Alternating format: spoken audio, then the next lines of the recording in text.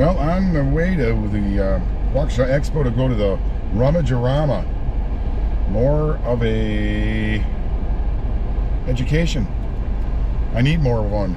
Make a lot of mistakes in life. Pricing is one of the hardest things to do. And that's when you get a good education. Is at flea markets, rummage sales, antique stores.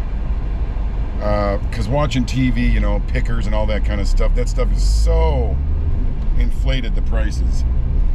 And, you know, I've appraised a lot of things in my life. And, you know, there's several ways of, you know, what do you want this appraisal for? Okay, to sell,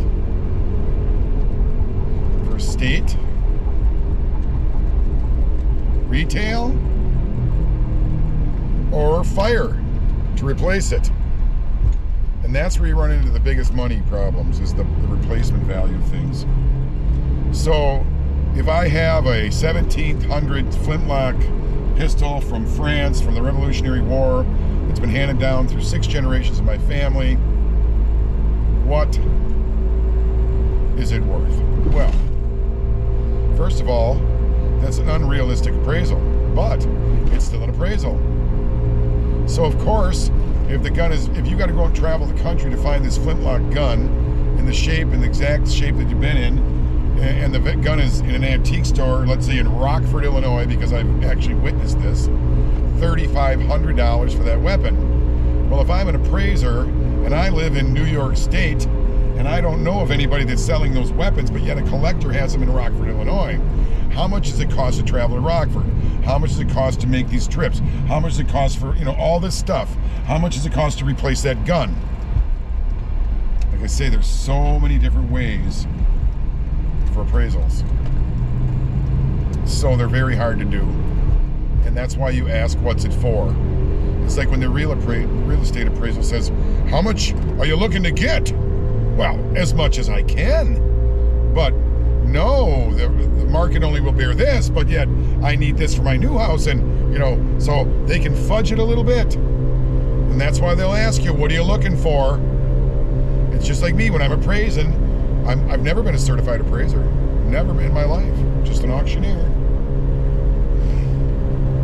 Anyway, on to the Waukesha Expo, to the flea market. Well, I bought a few things at the flea market. Rummage-O-Rama. I had talked to a lot of people about the changing times and the older people and how the markets have changed and how the young people are taking over. And, well, no kidding. There's a big article today in the Yesteryear Antique paper about some old guy, you know, how he's been left in the past and how the young people have taken over. Well, that happens with everybody. Younger generations take over. That's why, you know, my grandpa, when I was a little kid, told me, the world's going to hell in a handbasket. The damn beetles are going to kill everybody's going to die. God, beetles are going to kill everybody. Well, as we all know, that did not happen. That was in the 70s. Then the 80s come along. And then all the politics, Ronald Reagan, blah, blah, blah, blah, blah, blah, blah.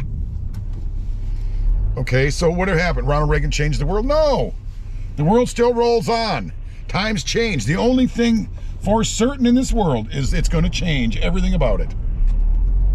The leaves change. They grow green. They turn to color. They fall at the ground every single year. And what? We expect the leaves to stay all winter? When it's going to snow? No, they'll die.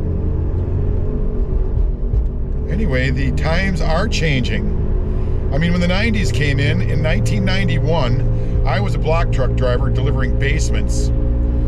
And I was, engaged to be married, and I was growing up and all that stuff. I was 30 years old in 1991. And I was asked, hey, you want to invest in these cell phone companies, AT&T, blah, blah, blah, you know? And then I go home and I ask my dad, oh, that's a fad. That's just a big fad. You're going to invest in cell phones? That's a fad. Computers, oh my God, yeah, that's a fad. That ain't going to happen. Don't invest in that. Well, that's the old school mentality. That is not realism. That's not real.